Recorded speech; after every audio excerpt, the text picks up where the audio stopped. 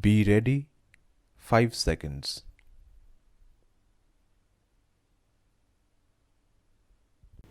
My heartiest greetings in advance to all Indians living in the country and abroad on the eve of the 76th Independence Day.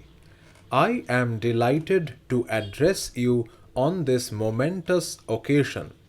India is completing 75 years as an independent nation. Tomorrow marks the day when we had freed ourselves from the shackles of colonial rulers and decided to reshape our destiny. As all of us celebrate the anniversary of that day, we bow to all those men and women who made enormous sacrifices to make it possible for us to live in a free India. It is a cause of celebration not only for all of us but also for every advocate of democracy around the world. When India won independence, there were many international leaders and experts who were skeptical about the success of democratic form of government in India. They had their reasons to be doubtful. In those days, democracy was limited to economically advanced nations. India, after so many years of exploitation at the hands of foreign rulers, was marked by poverty and illiteracy. But we Indians proved the skeptics wrong. Democracy not only grew roots in this soil, it was enriched too. In most other well established democracies, women had to wage long drawn struggles to get the right to vote. But India adopted universal adult franchise right since the beginning of the Republic. Thus, the makers of modern India enabled each and every adult citizen to participate in the collective process of nation building. Thus, India can be credited to have helped the world discover the true potential of democracy. I believe this was not a coincidence. At the beginning of civilization, saints and seers of this land had developed a vision of humanity that was defined by equality of all, indeed, oneness of all. The great freedom struggle and its leaders like Mahatma Gandhi rediscovered our ancient values for modern times. Then it is no wonder our democracy has Indian characteristics. Gandhiji advocated decentralization and power to the people. For 75 weeks now, the nation has been commemorating these noble ideals that won us freedom. In March 2021, we began the Azadi Ka Amrit Mahotsav with the reenactment of the Dandi March. This way, our celebrations began with a tribute to that watershed event which had put our struggle on the world map. This festival is dedicated to the people of India. Based on the success achieved by the people, the resolve to build Atmanirbhar Bharat is also a part of this Mahotsav. Citizens from all age groups have keenly participated in a series of events held across the country. This grand festival is going ahead with the Har Ghar Tiranga Abhiyan. The Indian tricolors are fluttering in every nook and corner of the country.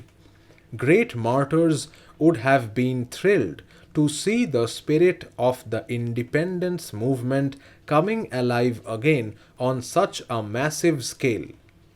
Our glorious freedom struggle was waged bravely across the vast territory of our country. Many great freedom fighters did their duty and passed on the torch of awakening leaving little trace of their heroic deeds. Forgotten for long were many heroes and their struggles, especially among the peasant and tribal populations. The government's decision last year to observe 15th November as Janojatiya Gaurav Divas is welcome because our tribal heroes are not merely local or regional icons but they inspire the entire nation. For a nation, particularly an ancient one such as India, the passage of 75 years is merely a blink of an eye. But for us as individuals, it is a lifetime. Senior citizens among us have witnessed a dramatic change in their lifetime. They have seen how, after independence, all the generations have toiled hard, how we met great challenges, and how we have taken charge of our destiny. The lessons learnt in the process will prove useful as we move towards the next milestone in the journey of the nation, the Amrit Kal, the 25 years to the celebration of the centenary of our independence. By the year 2047, we will have fully realized the dreams of our freedom fighters. We will have given a concrete shape to the vision of those who, led by Baba Saheb Bhimrao Ambedkar, drafted the Constitution. We are already on course to build an Atmanirbhar Bharat, an India that would have realized its true potential. The world has seen a new India rising in recent years, more so after the outbreak of COVID 19. Our response to the pandemic has been appreciated everywhere. We launched the biggest vaccination drive in human history with vaccines manufactured in the country itself. Last month, we crossed the 200 crore mark in cumulative vaccine coverage. In combating the pandemic, our achievements have been better than those of many developed countries.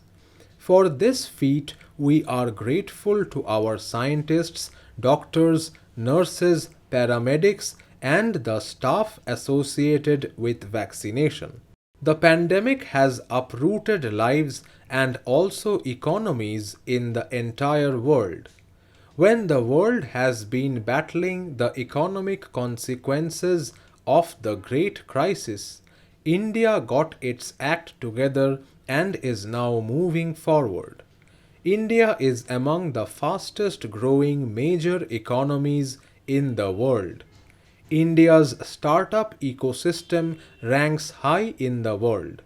The success of startups in our country, especially the growing number of unicorns, is a shining example of our industrial progress.